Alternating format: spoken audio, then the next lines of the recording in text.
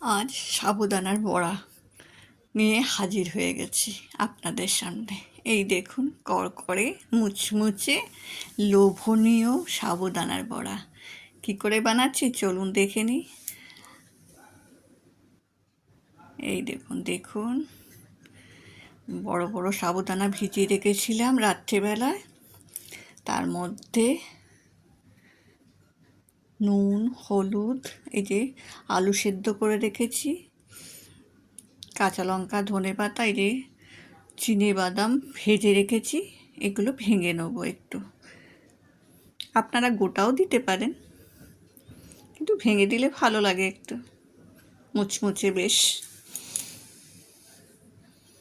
এই যে সাবুদানা, বড় সাবুদানার মধ্যে একটু বেসন নিয়েছি, কারণ আলু দেবো তো, বেসনটা কম দিয়েছি। একটু নুন, একটু হলুদ, এই যে আলুগুলো চটকে নেব, ধনেপাতা, কাঁচা লঙ্কা কেটে নিয়েছি, কাঁচা লঙ্কাগুলো ছোট ছোট করে।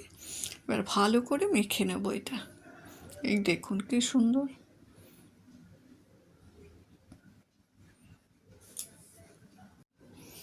এই দেখুন, এভাবে এক একটা করে সব জিনিস নিয়ে ভালো করে মেখে নেব। এটা যত মাখবেন তত ভালো ফুলবে এটা। মাখা হয়ে গেলে এর মধ্যে একটু গরম তেল দিয়ে দেবো, বেশি মুচমুচে হবে। এই দেখুন, চটকে চটকে একদম। এক হাতে ফোন আর এক হাতে মাখছি তো অসুবিধে হচ্ছে। এই যা, এই দেখুন,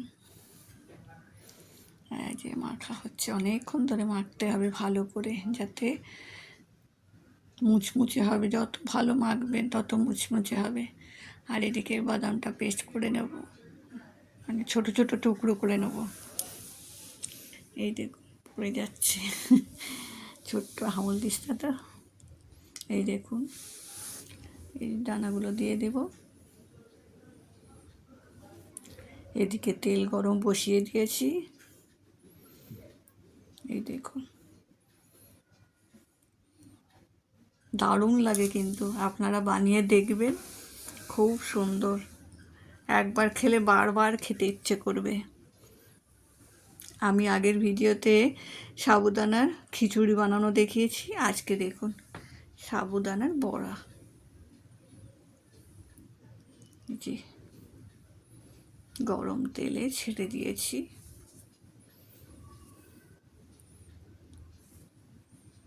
গোল গোল করে একটু চ্যাপ্টা করে দিয়েছি। দেখুন,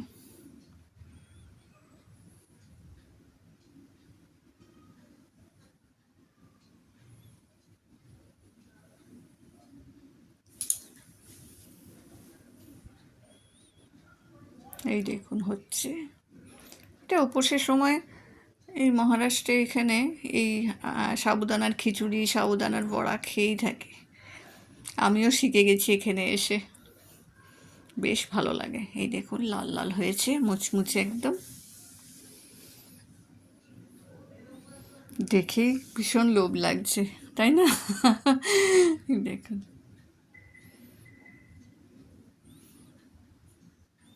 সাবুদানাগুলো বেশ ফুলে ফুলে গেছে। বড় সাবুদানাতে এটা বেশি ভালো হয়, ছোট সাবুদানাতে আমি কোনোদিন বানাইনি অবশ্য, বেশ লাগে।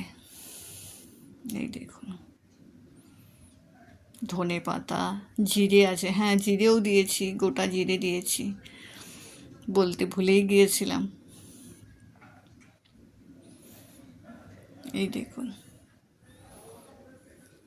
এমনি করে সমস্তগুলো বানিয়ে নেব।